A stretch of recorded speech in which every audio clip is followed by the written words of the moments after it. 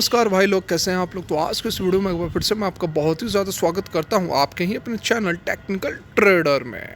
तो आज के इस वीडियो में हम बात करने वाले हैं यस बैंक के बारे में। देखिए, यस बैंक को लेकर जितनी भी खबरें निकल कर आ रही थी, जिसके दम पर यस बैंक ने यहाँ तक का सफ़र तय किया है, 20 रुपये कह लो या फिर 18 रुपये भी कह लो, तो इस रैली के पीछे जो खबरें थी वो अब प्रैक्टिकली इम्प्लाइड होने का जो समय है वह आ चुका है।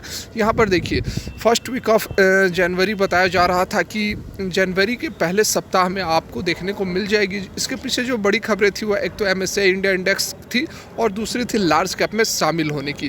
तो इन दोनों खबरों के दम पर यस बैंक ने इतनी बड़ी रैली हमें दिखाई है। तो देखिए, आज के इस वीडियो में हम समझने की कोशिश करेंगे कि क्या ये जो खबरें हैं ये सही में आपको यस बैंक को एक यहाँ से और भी ऊपर मतलब 25-30 रुपये का लेवल तक लेकर जा सकती है, या फिर यहाँ पर एक गिरावट भी हमें देखने को मिल सकती है। देखो, दोनों तरह के कंडीशंस के लिए हमें तैयार रहना होगा। वैसी कोई बात नहीं है कि यदि यहाँ से गिरावट आती है और उसके बाद हमें मौका नहीं मिलेगा इसमें फिर से एंट्री लेने की। फिर से हम एंट्री लेंगे, लेकिन जो क्रूशियल लेवल्स है, ठीक है, यदि कुछ ऊपर नीचे होती है, कुछ खबरों में डिले होती है या फिर कुछ भी होती है, तो यहाँ पर यदि गिरावट होती है तो हमें अपना लेवल टारगेट को पकड़कर चलना है, ठीक है, स्टॉप लॉस लगाकर चलना है। वैसी बात नहीं है, फिर से एंट्री ले लेंगे, कोई प्रॉब्लम नहीं है।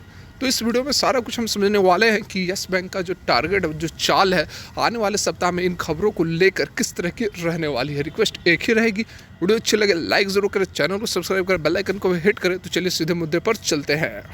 तो यहाँ पर आप देख सकते हैं यस बैंक के चार्ट पर हम आ गए हैं। देखिए, ये जो रैली की जो हम बात कर रहे थे, यहाँ से आप देख सकते हैं इस लेवल से लगभग 15-16 रुपये के लेवल से इसने जो रैली दिखाई थी लगभग 20 रुपये 21 रुपये तक का। तो इस रैली के पीछे की जो खबरें थी यही थी, मेनली दो खबरें थी। एक तो थी कि MSCI इंडिया इंडेक्स में इसे ऐड किया जाना है और दूसरा थी कि यह लार्ज कैप में चेंज करने वाली है, MP association of mutual fund in of India. तो यहाँ पर इन दो खबरों के कारण हमें रैली देखने को मिली और उसके बाद फिर से यह कंसोलिडेट कर रही है। तो देखिए, बातों को समझना काफ़ी ज़रूरी है क्योंकि वो समय अब आ चुका है। यदि हम दूसरी खबर की बात करें, लार्ज कैप में कन्वर्ट होने वाली बात करें, तो वो बताया जा रहा है जो ऑफिशियली जो डिक्लेयर किया गया है, यस बैंक के साथ और भी स्टॉक्स हैं, लेकिन उनका जो समय बताया गया है वो फर्स्ट वीक ऑफ जनवरी, मतलब कि कल से लेकर और जो 4-5 दिन ट्रेडिंग सेशंस होंगी, इसमें आपको इस खबर का इम्पैक्ट देखने को ज़रूर मिलेगा। देखिए, हालांकि ये बात सही है कि इस खबर के दम पर ही इसने इतनी रैली दिखाई है, लेकिन उसके बावजूद जब ऑफिशियल न्यूज़ आ जाती है तो इसका एक पॉजिटिव इम्पैक्ट आपको ज़रूर देखने को मिलेगा। बात को समझ रहे हैं? तो इसलिए अभी अगर पॉजिटिव इम्पैक्ट आता है, खबर जैसा कि एक्सपेक्टेशन की जा रही है, हर तरफ से बातें यही है कि यहाँ पर आपको लार्ज कैप में कन्वर्ट कर दिया जाएगा, ठीक है। तो फिर यहाँ पर ये जो रेसिस्टेंस बनी हुई है, ये देखिए, अभी फ़िलहाल तो ये सपोर्ट बनी हुई है, लेकिन यदि नीचे आती है तो रेसिस्टेंस भी इसी लेवल पर आपको देखने को मिलेगी। 18 रुपये 11 पैसे का, 18 रुपये के आसपास कहीं मान लें। तो यहाँ पर एट प्रेजेंट ये सपोर्ट की तरह एक्ट कर रही है, हाँ, सपोर्ट की तरह एक्ट कर रही है। तो यहाँ से यदि और भी कुछ अच्छी न्यूज़ आती है और भी मतलब कि इसी खबर को लेकर यदि कंफर्मेशन आ जाती है, तो उसके बाद आपको ये वाली जो लेवल है, जो पिछला टारगेट था 20 रुपये 88 पैसे का, जो पिछला हाई इसने बनाया था, ये आपको देखने को आराम से मिल जाएगा। यहाँ पर 2 रुपये से 3 रुपये तक का मूवमेंट आपको देखने को मिलेगा, कोई बड़ी बात नहीं है क्योंकि 10% की अपर सर्किट है ना। तो आपको जल्द ही आपको 1-2 दिनों में देखने को ये लेवल मिल जाएंगे, ठीक है। तो उसके साथ में हमें यह भी रेडी रहना होगा कि यदि इस खबर में डिले होती है या फिर कुछ भी ऊंच नीच होती है, तो उसके साथ हमें ये लेकर चलना है कि अपना जो एक स्टॉप लॉस है वह भी लगा कर चलना है, क्योंकि यहाँ पर देखिए काफ़ी मोटी क्वांटिटीज़ लोगों ने लेकर बैठे हुए हैं। यस बैंक की लाखों की क्वांटिटीज़ लिए हुए हैं। तो यहाँ पर यदि गिरावट होती है तो बड़ी गिरावट होने की भी काफ़ी प्रोबेबिलिटी बनी हुई है, इसलिए हमें रेडी रहना चाहिए, ठीक है।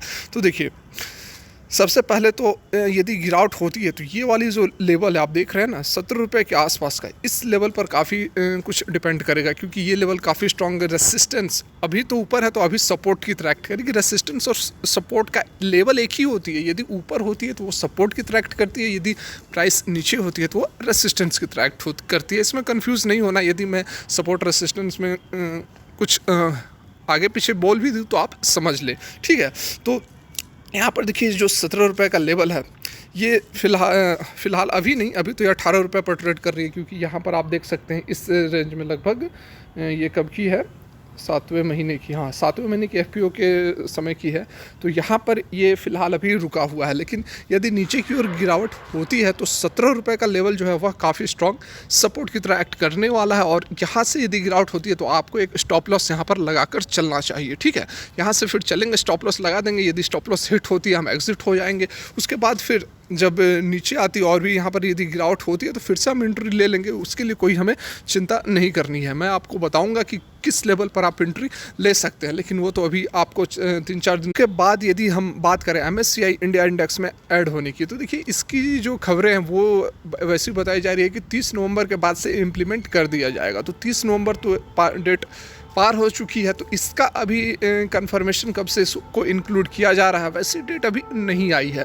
लेकिन यहाँ पर जो फंड्स की बात की जा रही है 1200 करोड़ के आसपास का बताया जा रहा है कि यस बैंक में फंड आने वाली है फॉरेन से। मतलब MSCI इंडिया इंडेक्स वही होती है कि जो आपको फॉरेन इन्वेस्टर्स होते हैं उनको अट्रैक्ट करने के लिए एक जैसे इंडेक्स बनाया जाता है कि जो इंडेक्स में होंगी, जो कंपनियाँ इस इंडेक्स में MSCI इंडिया इंडेक्स में इंक्लूडेड होंगी, उसमें जो फॉरेन के इन्वेस्टर्स हैं, FDIs वगैरह, FIIs वगैरह, तो वो इन्वेस्ट करेंगे, ठीक है। एक क्राइटेरिया होती है, तो यहाँ से उनका जो कैश इनफ्लो है उनका भी रास्ता क्लियर होते हुए नज़र आ रहा है। लेकिन फ़िलहाल यहाँ पर एग्जैक्ट डाटा जो है अभी तक डिक्लेयर नहीं किया गया है। तो इसी कारण से फ़िलहाल तो डेट तो वही बताया गया था, ये नवंबर की ही बात है कि 30 नवंबर के बाद से इम्प्लीमेंट कर दिया जाएगा।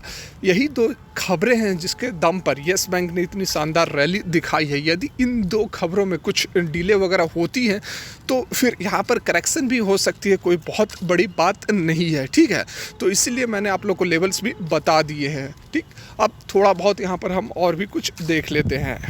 तो यहाँ पर आप देख सकते हैं डिलीवरी वाइज पोजीशन पर थोड़ी नज़र डालेंगे और समझने की कोशिश करेंगे कि इस खबर का इम्पैक्ट कितना पड़ने वाला है या फिर पड़ सकता है। देखिए यहाँ पर यदि हम डिलीवरी वाइज परसेंटेज की बात करें, पिछले 14 दिनों का ये डाटा मैंने आप लोगों के लिए लेकर आया हूँ। यहाँ देखिए टोटल ट्रेडेड क्वांटिटी की यदि बात करें तो देखिए जो ट्रेडेड क्वांटिटीज़ है वो कम होते हुए नज़र आ रही है। देखिए 28, 16, 28, 21, उसके बाद देखिए यहाँ पर जो ग्राफ है वो आपको नीचे की ओर ही दिख रहा होगा, 10, 7, 12, 14, ठीक है। और डिलीवरी परसेंटेज की यदि हम बात करें तो डिलीवरी परसेंटेज तो फिर ठीक ठाक ही है। डिलीवरी परसेंटेज में कोई बहुत तेज़ी या फिर बहुत कोई गिरावट नहीं देखने को मिल रही है। लेकिन यहाँ पर एक चीज़ यही देखने वाली है कि जैसे कि सभी को पता है कि फर्स्ट वीक ऑफ जनवरी में या लार्ज कैप में शामिल कर दिया जाएगा, लेकिन उसके बावजूद जो है डिलीवरी जो ट्रेडेड क्वांटिटीज़ हैं, यहाँ पर ये वाली जो है ट्रेडेड क्वांटिटीज़ में बहुत जंप हमें देखने को नहीं मिल रही है, बल्कि एक हल्की गिरावट ही देखने को मिल रही है। तो इसके पीछे कारण क्या हो सकता है? तो देखिए इसके पीछे मोस्ट प्रोबेबल कारण यही हो सकता है कि ये जो दो खबरें थी MSCI इंडिया वगैरह की जो खबरें थी वो पहले यहाँ लोगों को पता चल गई थी और लोगों ने दबाकर उसी समय बाइंग की हुई है, जिसके कारण कि वो पिछले 3 दिनों में, पिछले नहीं मतलब कि उस समय की मैं बात कर रहा हूँ, 3 दिनों में जो 28% का तेज़ी इसने दिखाया था, 2 दिनों पर सर्किट लगी थी और एक दिन भी 8% के आसपास की तेज़ी दिखाई थी। तो उसी समय मैक्सिमम रिटेल इन्वेस्टर्स ने ज़बरदस्त बाइंग की हुई है, तो जिसके कारण कि आपको 3 दिनों में बड़ी रैली देखने को मिली थी। और उसके बाद 8% लोग वेट कर रहे हैं, इंतज़ार कर रहे हैं कि ये खबर कब आती है, फिर से एक बार बाइंग देखने को मिलेगी। और फिर फ़िलहाल उस खबर से पहले लोग यहाँ पर थोड़ा बहुत प्रोटेक्टिव होते हुए नज़र आ रहे हैं, क्योंकि आप देख सकते हैं कि वॉल्यूम्स वगैरह में बहुत यहाँ पर तेज़ी हमें देखने को नहीं मिल रही है, क्योंकि कंसोलिडेशन भी हो रही है। पिछले कुछ दिनों से आप देख रहे होंगे कि कंसोलिडेट भी कर रही है, 18 रुपये का जो लेवल है उस पर आकर टिकी हुई है। तो लोगों में थोड़ा डाउट भी अब पैदा होने लगा है कि आखिर अब तेज़ी कहाँ गई यह तेज़ी। तो जिसके कारण कि यहाँ पर जो थोड़ी पैनिक की स्थिति फैली हुई है, तो जो वॉल्यूम्स थे वो कम होते हुए नज़र आ रहे हैं। यहाँ पर यदि कोई जो जैसा कि मैंने आप लोगों को बताया कि ये खबर आ जाती है तो फिर से एक बार रिटेल इन्वेस्टर्स कूदेंगे और फिर से एक बार हमें तेज़ी देखने को मिलेगी। तो देखिए कैसी लगी वीडियो, लाइक करके ज़रूर बताएं। फिलहाल वीडियो यहीं तक, मिलते हैं अगले वीडियो में, तब तक के लिए गुड बाय। भगवान करे आपका दिन मंगलमय हो।